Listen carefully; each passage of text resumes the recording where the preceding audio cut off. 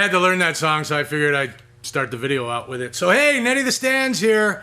I haven't made a video in a while because I'm lazy and quite possibly irresponsible. I'm gonna go with that. So anywho, I did promise a video on this guitar.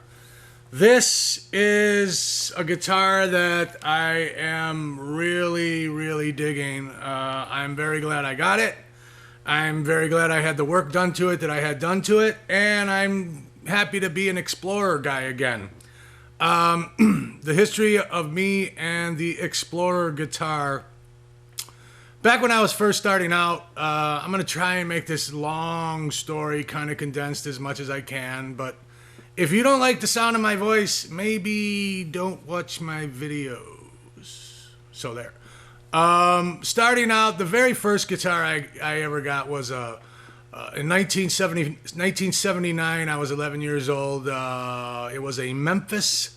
The name of the brand name was Memphis. They were a Japanese company that did really good knockoffs, and I got a Memphis Les Paul copy, and it had a set neck. I think my mom, it was at a local flea market here in Wisconsin called 7 Mile Fair, if you're familiar with that.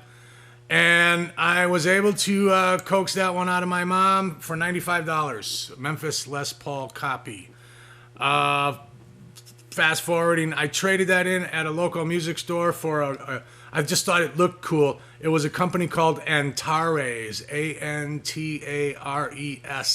It was a BC Rich Bitch copy bolt-on neck. So I traded the set neck Les Paul for the Antares BC Rich Bitch copy. I didn't go to school one day, and I went in the next day to find out one of the guys in my guitar class had broke the guitar. He played it, broke the neck, snapped it off. I don't know how it happened. His family ended up paying for it, but man, kind of a bummer part of the story. And this was my freshman year in high school. Milton Baez was his name, and he ended up getting killed later that year. He was at a house party, just being a freshman high schooler, stabbed to death. So that was kind of wild. So there was that BC Rich Bitch copy Antares, but I had picked up a hot Gibson SG from a friend of mine for $100 that I had for a while. So I had that guitar. So when the other one broke, I still had that one. But this brings me to it's a long story. Brings me to where I got the Explorer. So I had the Gibson SG, and I was at a local music store, and they had a black, it was a 70s, I want to say a 76 maybe, mid-70s type black Gibson Explorer for $300. This was the prices back in the early 80s, $300. So my mom bought it for me. Yay, it was a black Gibson Explorer. So that was my guitar for a long time, my main guitar, and a few years later that have gone by, and then I started getting other guitars, and I was my late teens now. But I ended up doing everything wrong you could do to that guitar. At one point, I think I stripped all the paint off. I spray painted it, didn't take my time. All the paint got wrinkly. I ended up giving it to a guy who painted it for me. He painted a really cool silver, and then he had my name, Nettie Stands, on the headstock that was painted on the headstock. But somewhere down the road, I got rid of that guitar, and I really wish I didn't, but it is what it is. I could care less about material things. I've had well over 100 guitars pass through my hands. I used to own this crazy NAMM special BC Rich triple neck. It was a BC Rich Bitch triple neck guitar that I ended up selling to a music store for $250 because I needed to pay my rent. It was rough times, man. So I always kind of wish I had the Explorer, but so I'd say within the last 6 months or so, maybe a little longer, I was really eyeballing Explorers, and I wanted a white Gibson because I wanted to try and make it look like I really dug how Paul Stanley's white Explorer looked, so I really wanted a white one. And I wasn't going to buy a new one, so I had my eye on one. It was a used one for like $2,000, and I don't know what happened, but the guy he never got back to me. So, perusing, I think I was on Reverb.com, I saw this one. It's a Tokai Explorer. I don't know if you guys know anything about Tokai. there's a certain few brands, Tokai, Bernie, Greco, a few others. They make really good quality instruments. It's just it's not a Gibson, which I could care less about that anyhow. The Gibson Explorers nowadays, they seem the body style seems to have changed. They seem a little bit pointier, or is it just all in my head? Anyhow, I bought this Tokai Explorer from a guy on Reverb. I want to say it was like $700-800, something like that. With shipping, it came to just under $1,000. So, and I was digging it when I first got it, but it had gold hardware, different pickups, different machine heads, all gold. I am not a fan of gold hardware. You won't find gold hardware on any of my guitars. I refuse to have gold hardware. I just don't like it for some reason. I don't know. Just like I'm not a big fan of the color blue. I don't know why. Just some shit happens.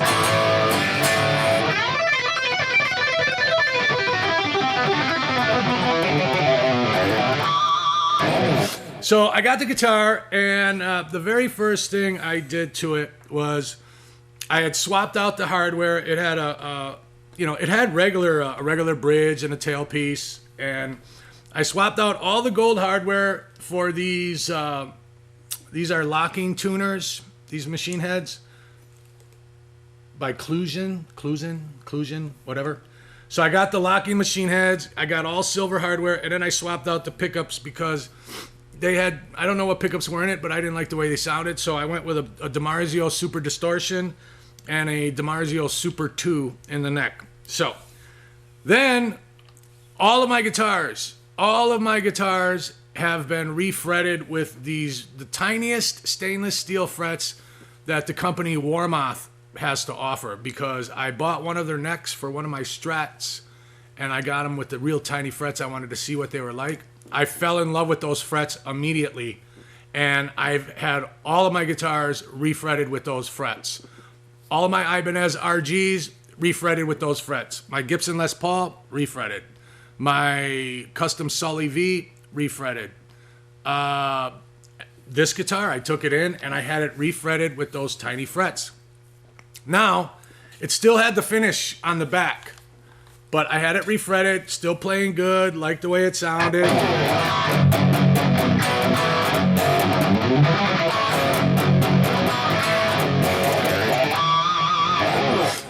But I was now on the search to find someone or some company to install a Floyd Rose. I don't know why. If it's a guitar that I want to use live, I just feel more comfortable having a Floyd Rose or an Ibanez Edge on the Ibanez guitars. A bar, a locking tremolo system. No one, and I mean, I called all over the country. I called so many different shops, and everyone said, no, we don't want to really do that. That's it's a very touchy job. A lot of things could go wrong, Okay, I respect that. But then a friend of mine had told me about this company. I'm in Milwaukee, Wisconsin, so a friend of mine had told me about this store down in Chicago. They're called Third Coast Guitars. I contacted them, and they said, yeah, we'll do it. So I'm like, awesome. I took the guitar down to them. I said, I want the Floyd Rose installed, and then I wanted the back of the neck, the finish taken off, to bare wood and thin it down a little bit. It was just a little bit thick. So, sure, no problem. So Third Coast Guitars did the work. Got the Floyd. It only goes down, which all of my bars, if it's not sitting against the body, I add the little gadget thing. It's not the fancy one. It's like a real easy, cheap one that I screw into the back that will hold the block, so it only goes one way and then it stops it. So, got the Floyd put on it, did the neck, and man, I'm really, really digging this guitar.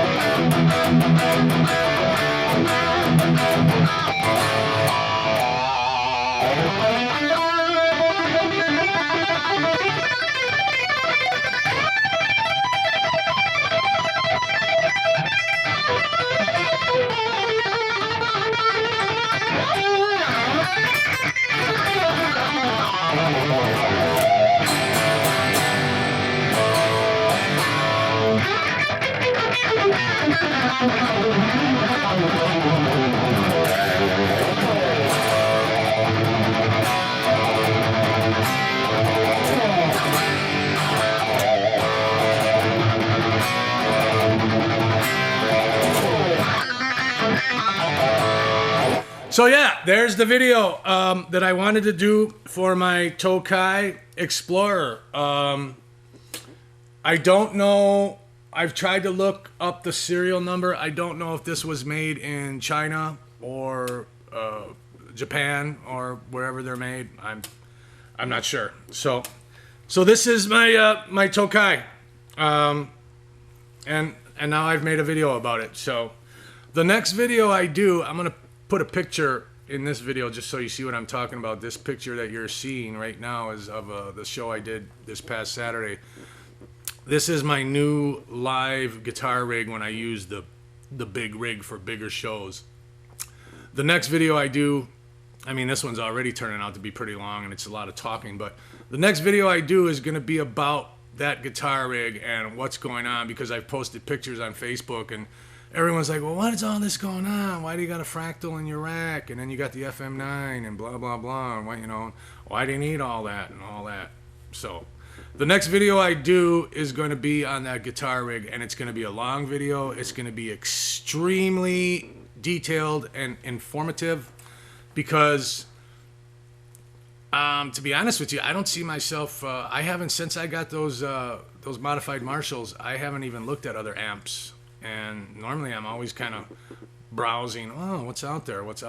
I haven't even looked. I'm like, this rig, this sound, it seems like have I actually found the tone I've been looking for?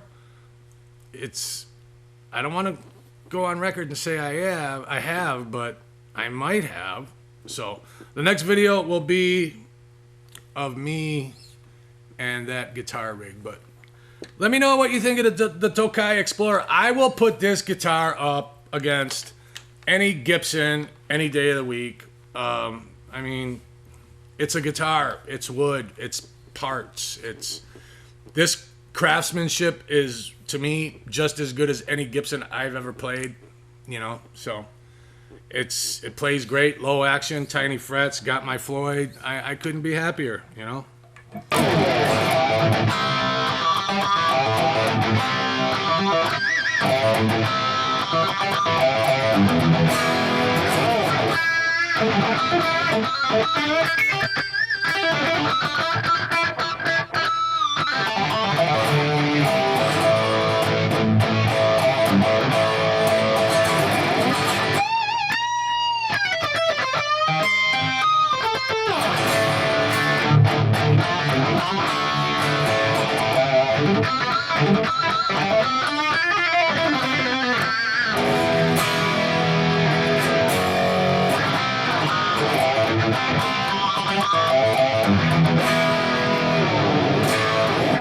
So there you have it, my Tokai Explorer. Let me know what you guys think, and I'll get to that next video probably in the next week or two, maybe longer than that. I don't know.